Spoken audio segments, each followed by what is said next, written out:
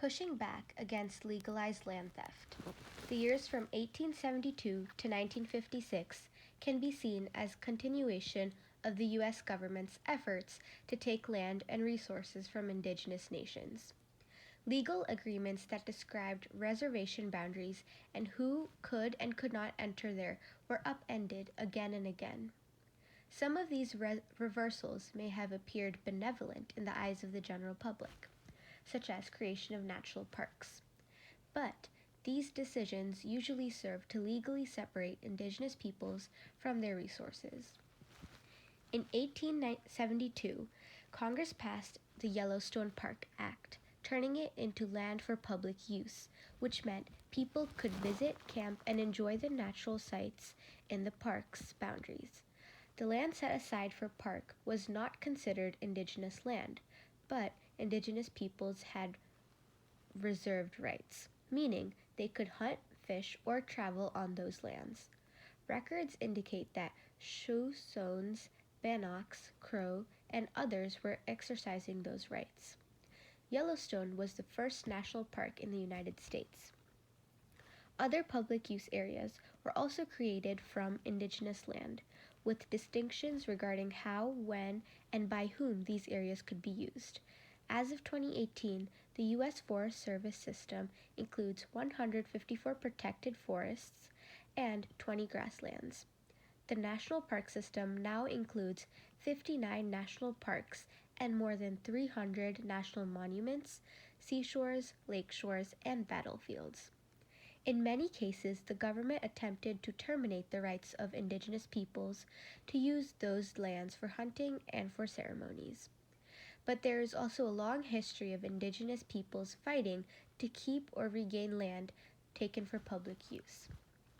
One example is Taos Pueblo's effort to get Blue Lake back into their control. On November 7, 1906, President Theodore Roosevelt signed a proclamation that took the Blue Lake and thousands of acres of Taos Pueblo's homeland and made them part of Carson National Forest. Blue Lake is the heart of their cultural and ceremonial traditions, and the people of Taos Pueblo spent the next 64 years fighting to get it returned to them.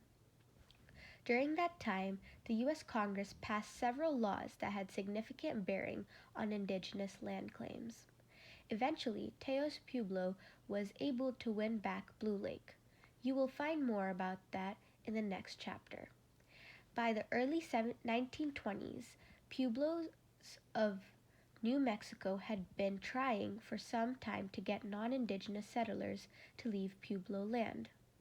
When U.S. Senator Holm Burnsome of New Mexico introduced legislation that would have given land and water rights to those non-indigenous settlers, a delegation of Pueblo leaders went to Washington, D.C. to address the Congress.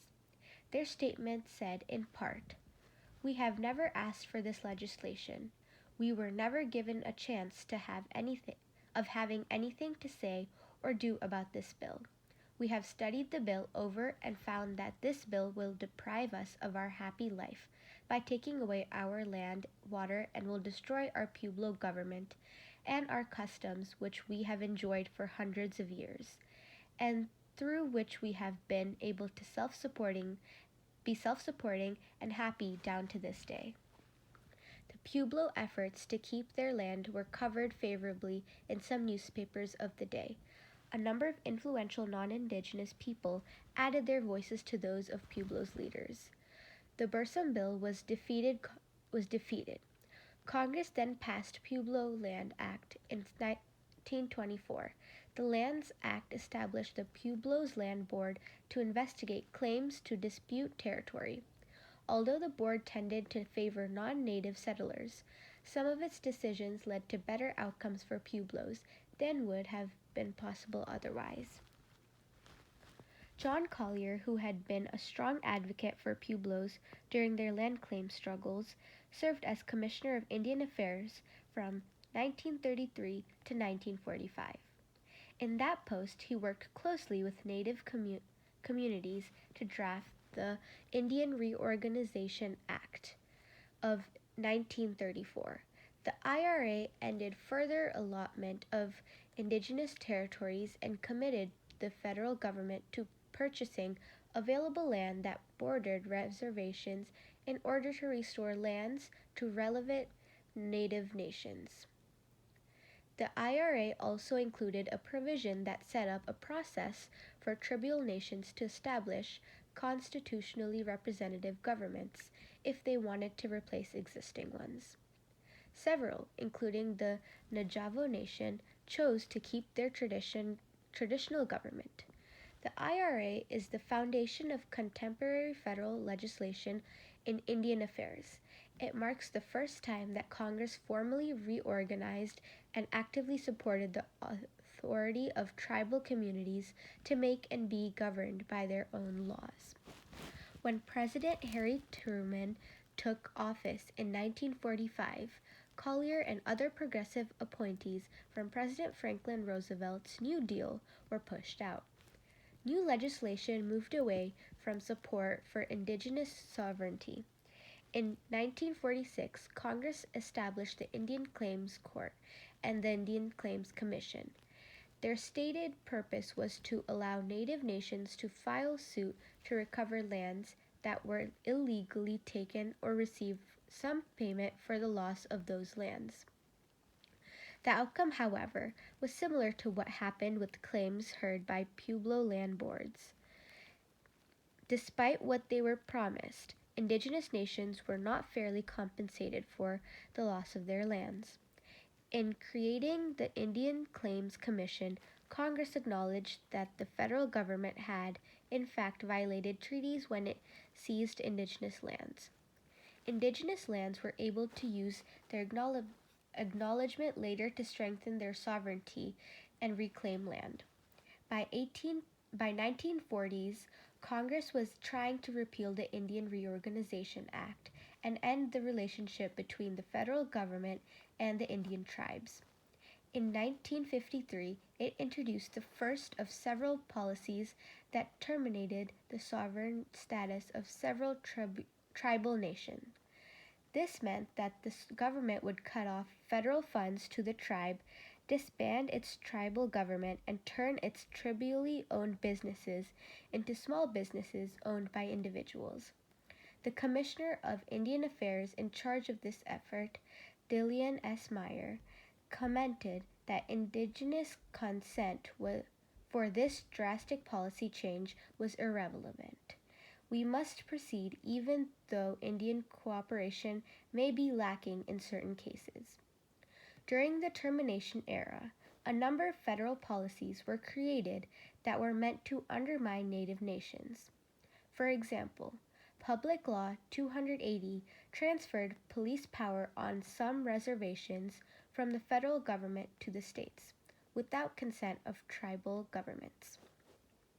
Congress also began drafting legislations to determine the sovereign nation status of several Native nations.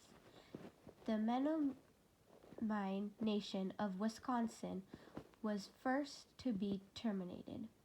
On June 17, 1954, President Dwight D. Eisenhower issued a statement that suggested the Menominee people were in full support of termination.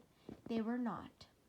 For years, they would fight and ultimately prevail in having their status as a sovereign nation restored.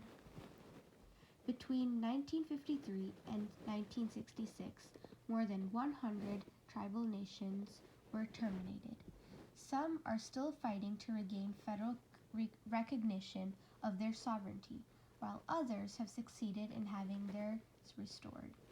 The U.S. government had no constitutional or other legal authority to eliminate Native sovereignty or deprive Native nations of their land base, but during the termination era, it tried to do so, anyway, as part of the continual effort to push Native people toward assimilation. One such effort was the 1956 Indian Relocation Act. Under relocation, the Bureau of Indian Affairs would provide funding for indigenous individual or family to relocate or to specific urban areas, including San Francisco, Denver, and Cleveland. This project gave rise to large native urban populations scattered among poor and working class neighborhoods, where they found low-paying jobs and faced long-term unemployment. But they also created support centers where they carried on with their community-oriented value systems and worked together to organize political actions. The Termination and Relocation Acts of 1950s were part of the centuries-long efforts to dispossess indigenous peoples. The removal of 1830s took native people from their lands, relocating them by forcing federal law to Indian territory. The bordering schools of late 1800s removed children from their families and communities. The new termination policies attempted to deprive entire nation of their rights to exist, and the Relocation Act was an attempt to entice entire families to abandon their homelands and their communities. In spite of everything the United States government tried to do, indigenous people refused to stop being indigenous. Instead, they organized and worked together wherever they were to support each other and their identities. In short, they resisted. In the decade of protests in the 1960s, they would organize political actions that would seize countries' attention.